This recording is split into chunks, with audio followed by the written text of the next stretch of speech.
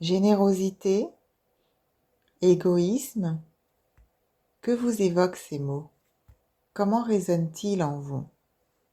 Chaque mot a un sens, on l'apprend au travers d'enseignements ou d'expériences parfois, et je suis souvent interpellée dans mes soins par des définitions qui varient sensiblement d'une personne à l'autre. Je m'appelle Aurélie Yenda, je suis thérapeute énergéticienne et je vous suggère dans cette rubrique d'aller regarder derrière les mots, ce qu'on y met et comment nous les mettons en vie dans notre quotidien, dans notre histoire. Je vous propose d'ouvrir cette conversation avec des définitions du dictionnaire, l'un de mes ouvrages préférés. J'adore le dictionnaire et m'appuyer sur la définition des mots, par opposition à des définitions qui sont comme modifiées suite à des expériences ou à nos conditionnements et qui s'éloignent parfois du véritable sens du mot à l'origine. Voyons tout d'abord ce que dit le dictionnaire pour le mot générosité. Qualité d'une personne de son action généreuse qui se montre bienveillant, indulgent, disposition à donner avec largesse, qualité qui dispose à sacrifier son intérêt personnel et en sens littéraire, excellente qualité de quelque chose, générosité d'un vin par exemple. Qu'en est-il de son étymologie, c'est-à-dire l'origine du mot? Eh bien, le mot générosité vient du latin de generositatem, de generosus, généreux. En l'an 1509, générosité était égale à noblesse. En 1590, qualité qui élève l'homme au-dessus de lui-même. En 1677, disposition à donner plus qu'on est tenu de le faire et à recevoir moins qu'on pourrait réclamer. Dans la littérature, on retrouve au XIXe siècle qualité d'une personne généreuse, d'un cœur généreux, vertu d'une âme bien née qui a le sentiment de l'honneur, grandeur d'âme, oubli de soi, qualité de celui ou celle qui est enclin à s'occuper des autres sans préoccupation d'intérêt personnel. Allons maintenant voir du côté du mot égoïsme. Tendance qui porte un individu à se préoccuper exclusivement de son propre plaisir et de son propre intérêt sans se soucier de ceux des autres. Attachement excessif porté à soi-même et à ses intérêts, au mépris des intérêts des autres. Pour ce qui est de l'étymologie du mot égoïsme, il vient, cela date de 1742, du latin ego, le je ou le moi, dérivé de ego avec le suffixe isme. Il semble que le mot n'apparaît pas dans les ouvrages et que l'Académie ne les a qu'à partir de l'édition de 1762. Au XVIe siècle, on disait amour-propre. Autrement dit, sentiment qu'on a de sa propre valeur, de sa dignité. Quelques observations ici. L'on peut voir que la générosité est très valorisée dans la société. On parle d'homme au-dessus de lui-même, de vertu, de grandeur d'âme, de qualité, etc. Et lorsqu'on regarde dans la littérature, on peut observer que l'égoïsme est jugé très sévèrement. Il suffit d'observer les mots qui accompagnent l'égoïsme. Sombrer dans l'égoïsme, être aveuglé par l'égoïsme, les cloisons de l'égoïsme, un abîme, un désert, un gouffre d'égoïsme, un égoïsme aride, desséchant, étroit, froid, profond, stérile, un égoïsme brutal, exécrable, farouche, féroce, implacable, monstrueux, odieux, sot, que du négatif. Alors, à la date d'aujourd'hui, remis dans un contexte de travail sur soi, comment voulez-vous être ouvert à cette proposition lorsqu'aujourd'hui on vous dit qu'il convient de penser à soi et donc parfois d'être égoïste, mais votre mental il résiste? Regardez les associations qui sont faites et ce qui a été véhiculé dans la société au fil du temps. Or, à l'origine du mot, il est question d'amour-propre, donc de sentiment qu'on a de sa propre valeur, de sa dignité, donc de considération de son être. Alors la question qui me vient et que je vous pose, c'est quelle est la place que ces mots prennent dans votre vie aujourd'hui? Comment résonnent-ils en vous? Quelle forme cela peut prendre quand on parle de générosité aujourd'hui dans votre expérience? J'aimerais vous partager ici quelques exemples que j'ai eu à observer dans mes soins. Tout d'abord, la générosité désintéressée, qui agit sans considérer ses propres intérêts. J'ai pu voir aussi des fausses générosités. Il est important de les identifier. Vous avez par exemple des amis par intérêt, des personnes qui vont faire un geste de générosité vers vous pour obtenir autre chose de vous. C'est l'histoire par exemple de Madame C qui a un ami, entre guillemets, qui l'invite au restaurant, qui prétend une bienveillance amicale, une écoute, parce qu'il a grand besoin d'un service. Et pas des moindres. Il a besoin d'être hébergé et en échange de ce qu'il offre de manière non authentique et non sincère à Madame C, va s'autoriser à squatter chez elle quelques semaines, voire des mois. Et ce sont souvent les blessures de solitude, ajoutées à celles liées à des manques spécifiques, qui vont permettre ces déséquilibres, voire ces abus dans la relation amicale. Et sous couvert d'une personnalité généreuse, Madame C ne s'aperçoit pas que l'autre profite d'elle. Il conviendrait pourtant qu'elle s'assure de la sincérité de la relation. Cette expérience est aussi là pour lui montrer les blessures qui restent à guérir et apprendre à, eh bien justement, c'est mon exemple suivant, mettre des limites. J'ai nommé donc à l'inverse la générosité sans borne, avec un déséquilibre donner-recevoir. Ces situations où, étant donné que l'on ne sait pas mettre de limite dans le donner, on finit par vider son réservoir pour remplir celui de l'autre. Des blessures de négligence peuvent être à l'origine de ces situations. On a tellement l'habitude de ne pas recevoir ou de recevoir des miettes, on s'en contente et en attendant, on donne sans compter.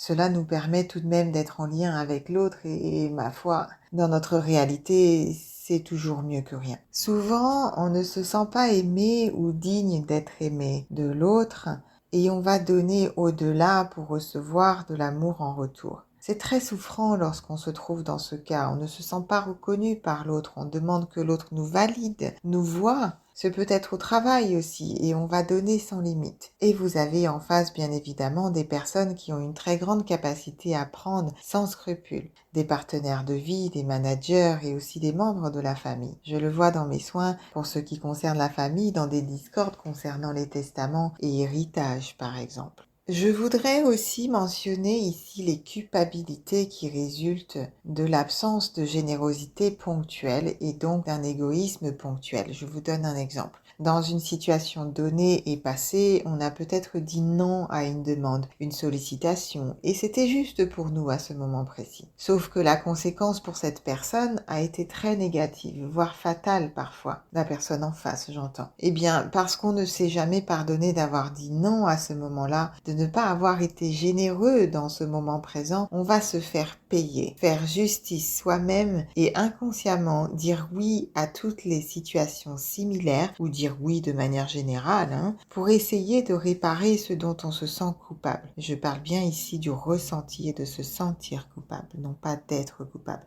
Dans ces cas-là, c'est d'aller chercher et travailler autour de l'expérience source qui permet de transformer ce mécanisme. Les conséquences de ne pas savoir dire non sont majeures pour un individu et conduisent fréquemment à des abus de différentes natures. D'autres cas de figure, des excès de générosité peuvent cacher des positionnements de sauveur-sauvé. Pour tenter de sauver une personne qui m'est chère, de son désarroi, de sa situation, je vais me sacrifier pour tenter d'alléger sa peine. Tellement il m'est difficile de la voir souffrir et pour ce faire, je vais dénigrer mes besoins matériels ou émotionnels.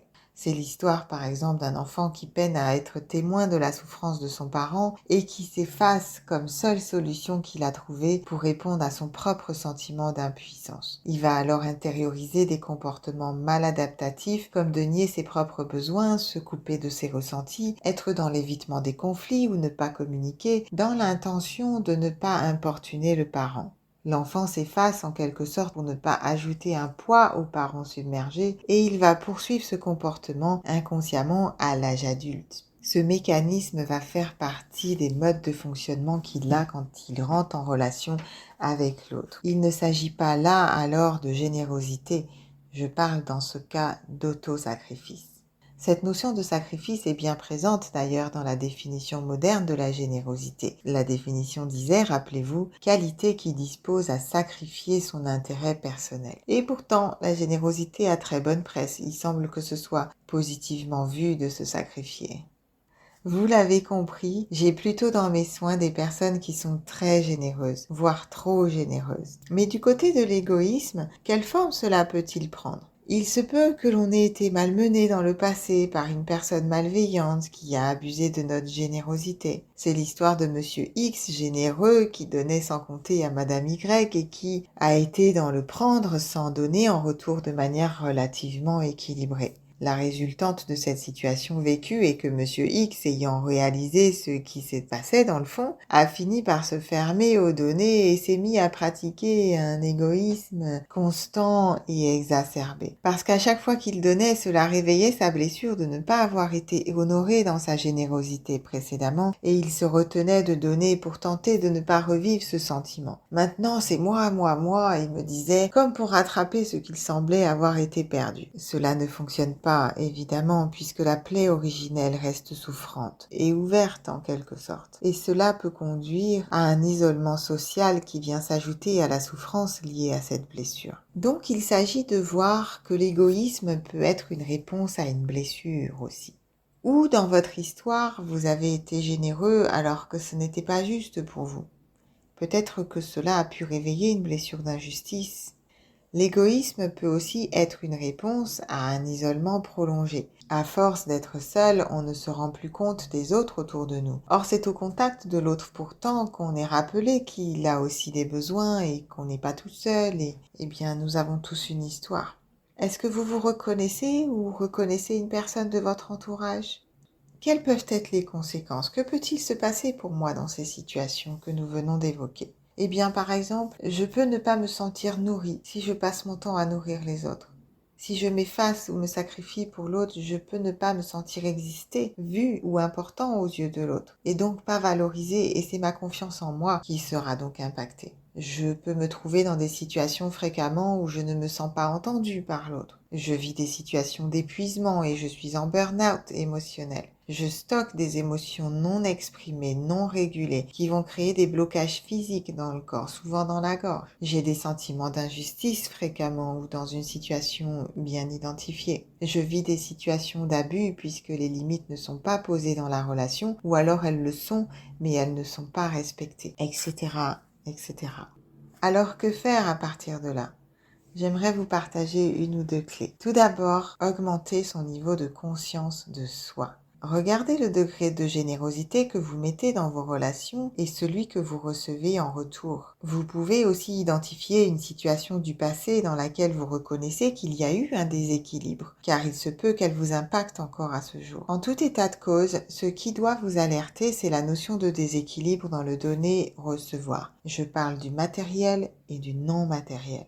Soyons clairs ici, je ne vous propose pas de tenir des comptes stricts, mais d'observer en conscience si vous avez des doutes, la balance dans une période moyenne donnée. Même dans des cas de moyens financiers différents, la qualité de la relation va dépendre de l'investissement de chaque personne. C'est l'histoire par exemple de monsieur C qui ne peut pas offrir un restaurant et qui a pris l'initiative d'organiser un pique-nique, de préparer des choses plus abordables pour son budget, ou il a proposé de venir aider à préparer le repas quelques heures avant l'arrivée des autres invités, donc d'offrir de son temps. Et à l'inverse, pour certains qui ont des revenus à 6 chiffres, c'est d'offrir du temps qui a le plus de valeur bien souvent, je l'ai vu aussi chez certains. Ce qui doit compter, c'est le partage authentique de la joie dans le moment avec l'autre et l'intention et les efforts entrepris pour créer du lien et nourrir les cœurs. Une personne qui a cœur de maintenir une relation équilibrée, que ce soit dans le couple, en amitié, au travail, ne vous fera jamais payer, ne vous punira jamais si vous mettez des bornes là où vous n'en mettiez pas auparavant. Soyez attentif aux réactions lorsque vous définissez de nouvelles limites pour votre bien-être qui sont justes pour vous. Une personne qui vous porte dans son cœur aura plutôt tendance à réagir avec de l'empathie et tenter d'essayer de vous comprendre, de trouver des solutions même ensemble éventuellement. Si vous récoltez de la colère, du jugement, du ressentiment par exemple, et que cela dure dans le temps, cela doit vous alerter.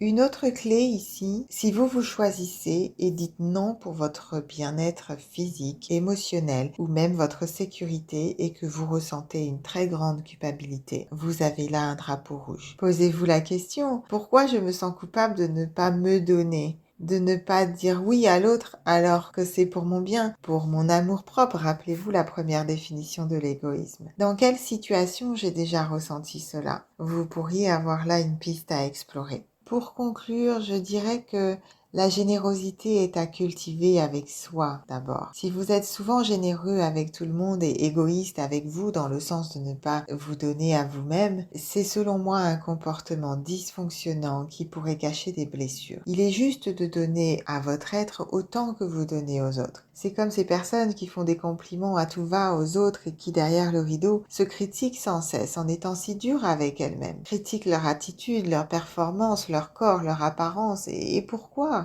À chaque fois que vous dites oui à l'autre, alors que ce n'est pas juste pour vous, vous vous dites non à vous-même. Vous créez une violence pour votre être qui va générer du ressentiment. Oh, pourquoi est-ce que j'ai dit oui à ça? On s'est tous déjà retrouvés dans cette situation où l'on n'a pas osé ou pas su dire non et payer les conséquences. À quel point vous vous aimez suffisamment pour vous choisir, vous? Oui, vous. Vous comptez plus que tout au monde. Respectez-vous.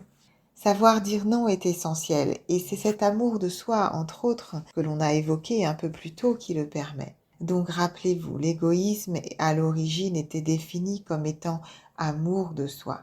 Et oui, l'égoïsme sain est une bonne chose. Je vous recommande de savoir en faire bon usage au bon moment. Vous l'avez compris, ceci est une invitation à l'équilibre et à l'usage du discernement dans les situations que l'on vit au quotidien qui demandent à être évaluées ou même réévaluées si besoin.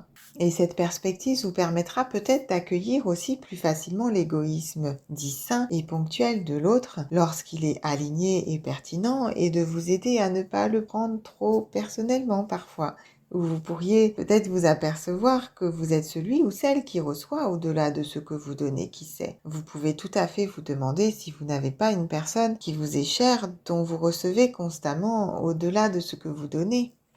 Répondre à ses propres besoins sans culpabilité peut s'apprendre et c'est possible. Équilibrer le donner et le recevoir aussi. Je travaille beaucoup cette aptitude dans mes accompagnements, croyez-moi, mes clients y parviennent. Alors, soyez à l'écoute, faites profiter de votre générosité à ceux et celles qui savent vous honorer à partir de leur cœur et profitez des moments de joie ensemble qui contribueront à votre équilibre émotionnel et à votre évolution. Voilà pour la capsule du débat des mots générosité versus égoïsme. Si elle vous a plu, cliquez sur le pouce pour soutenir la chaîne et partagez autour de vous à ceux que cela pourrait aider, éclairer. Je vous retrouve prochainement pour un prochain débat. Prenez soin de vous et à bientôt.